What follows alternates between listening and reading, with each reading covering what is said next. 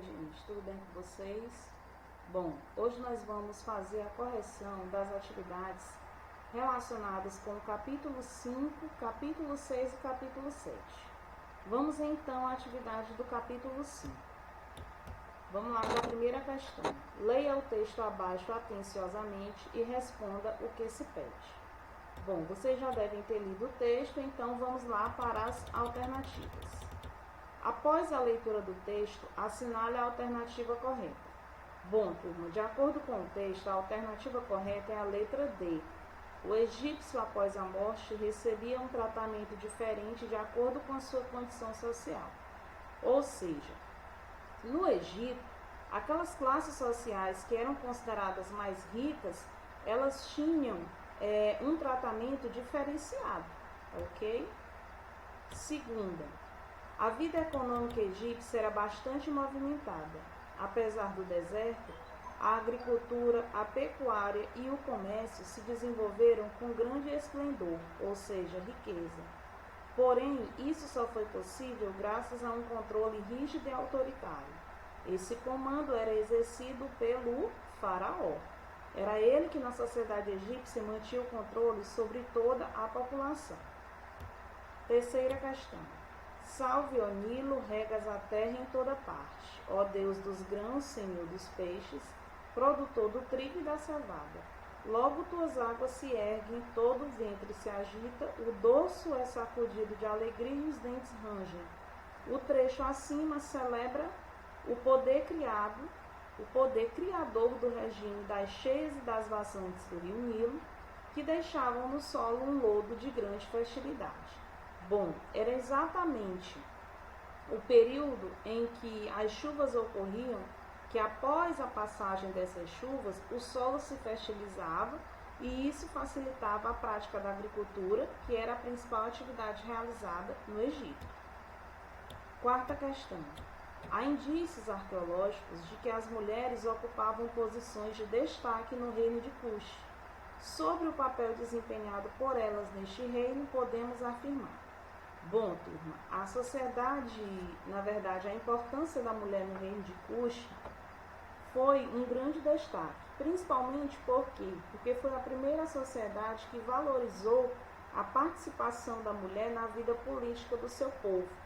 E dentre as funções realizadas por ela, nós podemos citar o papel de sacerdotisa, de administradora, o cargo de rainha-mãe, já que ela era considerada o principal elemento dessa sociedade. Então, a alternativa correta aí seria a letra D. Quinta questão. Para os antigos egípcios, era necessário conservar o corpo do morto para que sua alma pudesse reencontrar com ele logo após ter sido julgada no tribunal de Osíris. Para isso, eles desenvolveram a técnica chamada de mumificação. Bom, essa técnica da mumificação é uma técnica que somente as classes mais ricas é quem tinham condições de desenvolver, porque era um processo caro, demorado. Então, geralmente, quem pagava por esse processo de mumificação eram os faraós, os sacerdotes, aquela classe mais importante da sociedade egípcia. Sexta questão. Como se deu o processo de unificação do território egípcio? Qual a importância do trabalho do faraó para o desenvolvimento dessa região? Bom, unificação é a mesma coisa de união. Então, o território egípcio, por volta de 3100 a.C., sob o governo do rei Menés, conquistou o Baixo Egito, unificando os dois reinos, onde Menés se tornou, nesse momento, o primeiro faraó egípcio. Sétima questão. Quais grupos fizeram parte da sociedade egípcia? Existia mobilidade social, ou seja, eles mudavam de classe social? Bom, vamos lá para a primeira pergunta.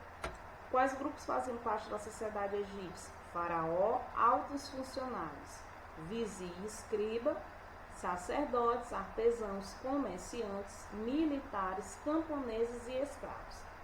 Existia mobilidade social? Não, turma. O grupo nascia em uma classe e naquela classe ele permaneciam.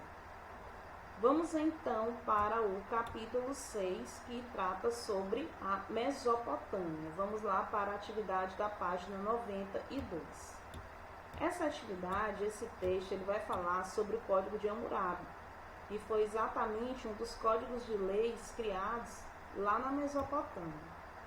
Então vamos para a primeira. O texto citado pode ser classificado como historiográfico, jurídico, filosófico ou literário. Turma, nós estamos falando de leis, então isso é considerado um texto jurídico. Letra B. Aponte a ideia que está por trás de várias dessas leis. A principal ideia era o princípio conhecido como olho por olho e dente por dente. Ou seja, o crime que alguém cometia iria exatamente pagar esse crime sofrendo as mesmas consequências que ele causou a alguém. Letra C. Pelo Código de Hammurabi, todas as pessoas tinham direitos iguais? Justifique. Não, pois a condição social poderia influenciar na pena que receberia. Se ele pertencesse a uma classe mais rica, ele não iria receber a mesma pena que um grupo menos favorecido receberia. Letra D. O parágrafo 229 do Código de Hammurabi é uma expressão da pena de talião. O que foi a pena de talião, pessoal? A pena de talião, nós podemos entender aí o seguinte,